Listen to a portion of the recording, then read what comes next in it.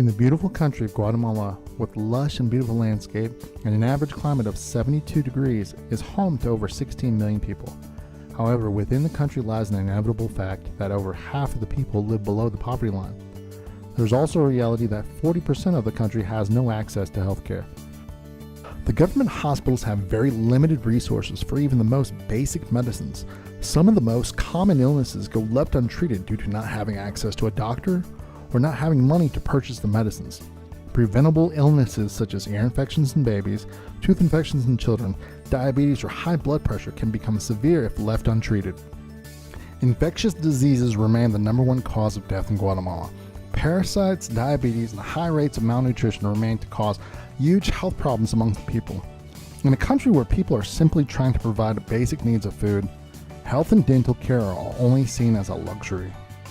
For years, Dr. Rich Strabbing has been involved with serving through medical clinics. He has witnessed firsthand the need for a clinic to provide long-term care.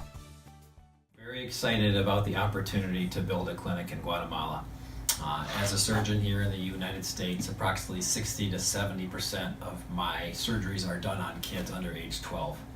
Now, one of the things we're able to do here is restore ear health and restore hearing. So in my particular field, I know that if kids can't hear well, or if they have pain from an earache and ear drainage, they're not going to do well academically. We can teach them till we're blue in the face with the most talented teachers in the world, but if we're not able to get kids healthy and in a situation where they continue to grow and be well nourished, they're not going to do well. Over the past decade, through working in primary care settings for Guatemala, I do feel like we're meeting a need and we're bringing a cup of cold water to these people.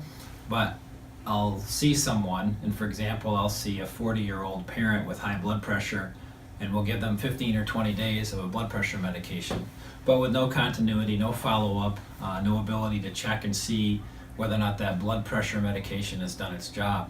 And each year when I come, I see more people who sustained avoidable things, like a 45-year-old I saw on my trip 2 weeks ago who sustained a stroke, can't work, can't take care of their children. And the stroke was a result of poorly controlled high blood pressure. Simple things like we see here in the United States and can treat on a day in, day out basis. I do think that the kids that attend the school and other kids throughout the Alta Harcha-Maltenango area, their lives will be impacted forever by the health care that we can provide there. We'll provide dental services for those kids and their families. We'll provide preventative health care. We'll provide vaccines.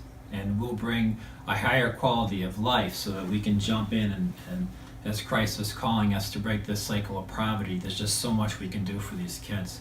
So my heart is on fire for God, my heart is on fire for the people of Guatemala, and I'm excited to see what God has in store for us as we construct this medical clinic. I just can't wait to see what the future holds. The precious children in Chimaltenango deserve the chance to better their lives through receiving quality health care. We will immediately partner with the schools funded by Grace, serving 200 families. We will be able to provide long-term health care to approximately 1,500 people. Being able to provide these children with proper health care and dental care will increase their chance to being successful in every area of life. These underserved children and families deserve the opportunity to have quality health care. You can be a part of changing the future for these children. You can be a part of providing even the basic medical and dental care for these precious children. You can make a tax-deductible donation to gracemedicalcenter.org. Will you be a part of changing the future for these underserved people?